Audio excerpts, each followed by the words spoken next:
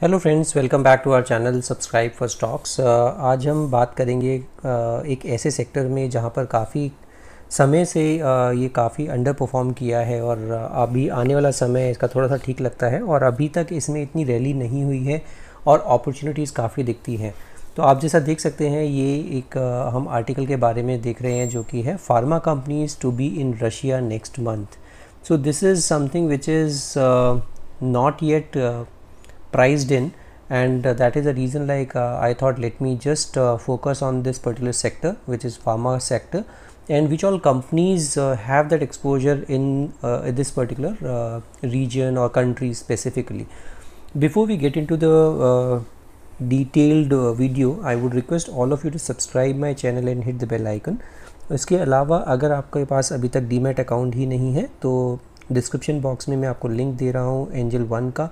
वहाँ पर उस लिंक के थ्रू अगर आप अपना अकाउंट खुलवाते हैं तो आपको फ्री डिलीवरी चार्जेस, मतलब ज़ीरो डिलीवरी चार्जेस आप अपना अकाउंट खुलवा सकते हैं। The entire facility is online, so you don't need to go anywhere. आपका जैसे ही अकाउंट खुलता है आप मुझसे डायरेक्टली कनेक्ट भी कर सकते हैं और you can ask any of your queries related to the stock market. Let's jump on to this particular video.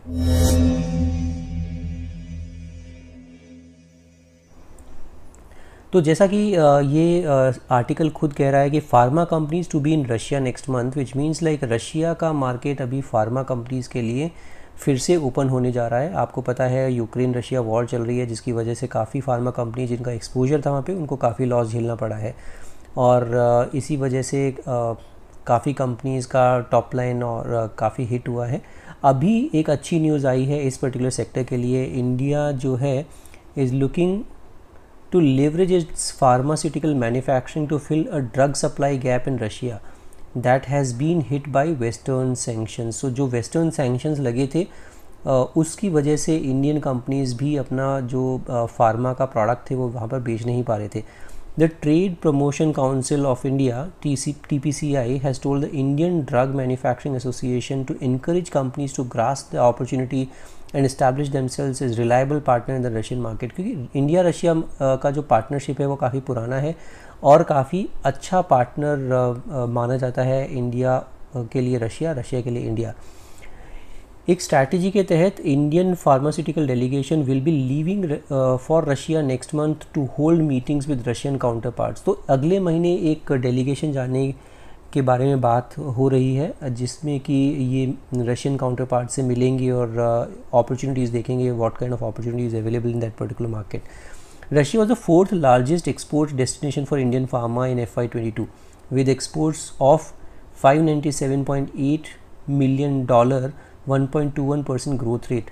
तो जो रशिया मार्केट है वो काफ़ी बड़ा मार्केट है इंडियन कंपनीज़ के लिए, फोर्थ लार्जेस्ट एक्सपोर्ट डेस्टिनेशन है और जो अगर आप पूरा एक्सपोर्ट्स की बात करते हैं तो $600 मिलियन के आसपास का एक्सपोर्ट हर साल इनफैक्ट FY22 में किया है इंडिया ने रशिया को। Russian pharma market is $19.42 billion, is the largest in central and Europe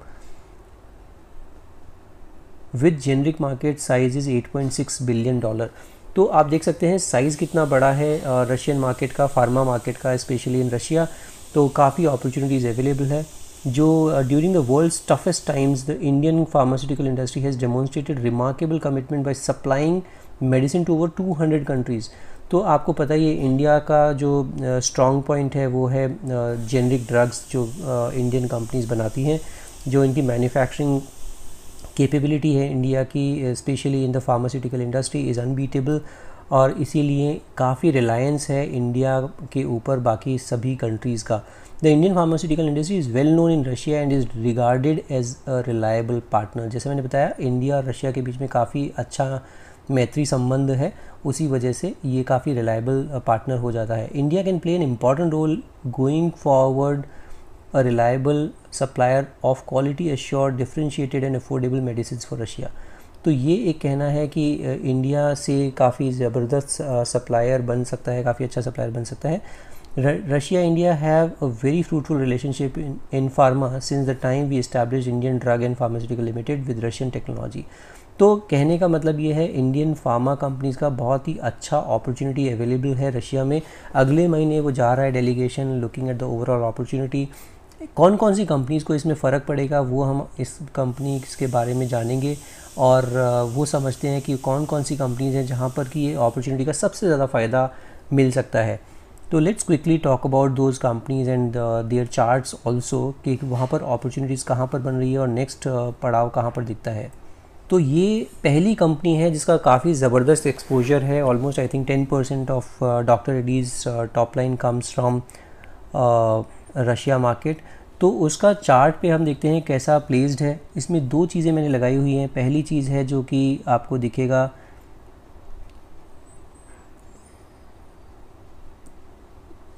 पहली चीज़ जो है वो आपको दिखेगा कि आपको मैंने फिबोनाची रिट्रेसमेंट के पॉइंट ऑफ व्यू से दिखाया हुआ है। फिबोनाची रिट्रेसमेंट के पॉइंट ऑफ व्यू से अगर आप देखते हैं तो कहाँ से ये वापस मुड़ा है, वो मुड़ा है ऑलमोस्ट 61.8% रिट्रेस होने के बाद। इसका जो टॉप लगाया था इसने कुछ 5500 के आसपास लगाया था।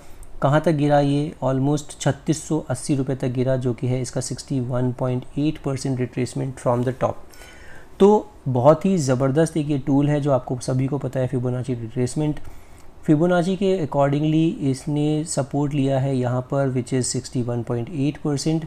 अभी ये कहाँ पर ट्रेड कर रहा है? अभी ये ऑलमोस्ट 50% को क्रॉस कर चुका है, और अभी नेक्स्ट पड़ाव 38.2% रिट्रेसमेंट आता है, जो कि है 4413 रुपीज़। ये अगर क्रॉस होता है तो उसके बाद सीधा 4866 रुपीज़ के आसपास का टारगेट बनेगा। इसमें एक और इंटरेस्टिंग चीज़ क्या है, एक डाउनवर्ड स्लोपिंग ट्रेंड लाइन है, और उसका ये ब्रेकआउट दे सकता है। अगर कल हल्का सा भी इसमें ऊपर का रुझान आया तो आप देखेंगे इसमें काफ़ी अच्छा रुझान बन सकता है आने वाले टाइम में। अभी ऑलमोस्ट वहीं पर ही रेजिस्टेंस लिया है, तो अभी के अभी ख़रीदने की जल्दबाजी ना करें। सो ये अगर इस डाउनवर्ड स्लोपिंग ट्रेंड लाइन को तोड़कर ऊपर निकलता है, जो निकल सकता है ऑलमोस्ट 4276 का, इसने ऑलमोस्ट आज ब्रेक करके ऊपर निकल गया है। 4276 इसका क्या है? 4276 इसका 20 वीक एक्सपोनेंशियल मूविंग एवरेज है। इसका नेक्स्ट पड़ाव जो आता है वो आता है 4383। तो अगर ये 100 रुपये और ऊपर जाके क्लोज दे देता है या बंद दे देता है कल के सत्र में या आने वाले सत्रों में, तो उसके बाद आप ख़रीदारी कर सकते हैं, और इसी के चलते इसमें आगे आने वाले टाइम में बहुत अच्छी अपॉर्चुनिटी मिल सकती है। तो अभी भी बहुत ही अच्छे से ये प्लेस्ड है। अभी ये जो रशिया वाली न्यूज़ है ये फैक्टर इन नहीं हुई है, तो इस कंपनी को आप अपने रडार पर रख सकते हैं। ये दूसरी कंपनी है जो कि सिप्ला का भी अच्छा खासा एक्सपोजर है रशिया में, रशिया मार्केट में, एंड रशिया में इसके लिए भी अपॉर्चुनिटी दिखती है। इसमें भी दोनों चीज़ मैंने लगाई है। एक है इसमें अपवर्ड, इसमें ट्रेंड लाइन मैंने दिया है, जो ट्रेंड लाइन पर ये बार बार सपोर्ट ले रहा है, ये देखिए, और अभी भी ये ऊपर जाके इसी ट्रेंड लाइन पर सपोर्ट लिया हुआ है इसने। और इसमें अगर आप पोजीशन बनाना चाहते हैं तो अभी के अभी भी बना सकते हैं। 899 रुपीज़ के आसपास आप अपना स्टॉप लॉस लगा के रख सकते हैं, और इसमें आने वाला पड़ाव 1067 के ऊपर अगर बंद होता है तो इसमें sky is a limit. Again ये अपनी अपवर्ड ट्रेजेक्ट्री में वापस पहुंच जाएगा, और फिर उसके बाद आपको ये वापस हाथ आने वाला नहीं है। तो आप देख सकते हैं इसमें सबसे अच्छी चीज़ है कि ये ट्रेंड लाइन का सपोर्ट बहुत अच्छे से ले रहा है ये, और इसी के चलते आपको दिखेगा यहीं से ही बाउंस बैक आने का चांसेस दिखते हैं। तो ये एक और दूसरा स्टॉक हो जाता है रशिया वाला न्यूज़ को फैक्टर इन करने के लिए। Let's talk about the third company in this particular sector. तीसरा स्टॉक है सन फार्मा का। सन फार्मा में भी अगर आप देखेंगे तो बहुत ही बढ़िया फिबोनाची रिट्रेसमेंट के पॉइंट ऑफ व्यू से 23.6% रिट्रेस हुआ था, जो कि है 800 रुपीज़ के आसपास। 800 पे इसने सपोर्ट लिया है और अभी चलना शुरू ही हुआ है। तो 825 रुपये पर अभी मिल रहा है, आप अभी के अभी इसको ले सकते हैं। अगर इसका नेक्स्ट पड़ाव जो दिखता है 949 950 के आसपास दिखता है, और इसका अगर आप स्टॉप लॉस लगाना चाहते हैं 800, अदरवाइज़ 800 अगर आपको लगता है कि काफ़ी दूर है और आप ट्रेडिंग के पॉइंट ऑफ व्यू से लेना चाहते हैं तो भी आप इसको ले सकते हैं। और उस पॉइंट ऑफ व्यू से आप 816 रुपये का एक स्टॉप लॉस लगा कर रख सकते हैं, जो है इसका 50 वीक एक्सपोनेंशियल मूविंग एवरेज। इसको क्लोज करके आज ऊपर बंद दिया है 825 रुपये पर। 816 का स्टॉप लॉस, 825 पे आज बंद हुआ है। नेक्स्ट पड़ाव इसका ऑलमोस्ट 900 साढ़े 900 रुपये है और ये भी फिबोनाची रिट्रेसमेंट के पॉइंट ऑफ व्यू से अच्छा खासा करेक्ट हो चुका है अपने टॉप से। 23.6% रिट्रेसमेंट के बाद अभी ये अपवर्ड जर्नी रिज्यूम कर रहा है। तो ये सारे ही स्टॉक्स जो है, तीनों स्टॉक्स बहुत ही अच्छे से प्लेस्ड हैं और मुझे लगता है इसमें अपॉर्चुनिटी है। और ये जो पर्टिकुलर न्यूज़ है वो अभी फैक्टर इन नहीं हुई है इस पर्टिकुलर सेक्टर में। तो ये 3 स्टॉक्स को आप अपने रडार पर रख सकते हैं। ये मैं आपको सजेस्ट नहीं कर रहा हूँ कि आप इसको ख़रीद लीजिए, बट आप अपने रडार पे रखिए और अपने फाइनेंशियल एडवाइज़र से ज़रूर सलाह ले लीजिए before you take any position in these kind of stocks.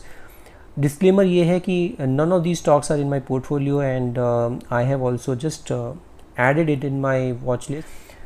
सो आज के लिए सिर्फ इतना ही। अगर आपको मेरी वीडियो पसंद आ रही है तो do subscribe my channel and hit the bell icon. Will see you in the next video. Thank you so much for watching this video.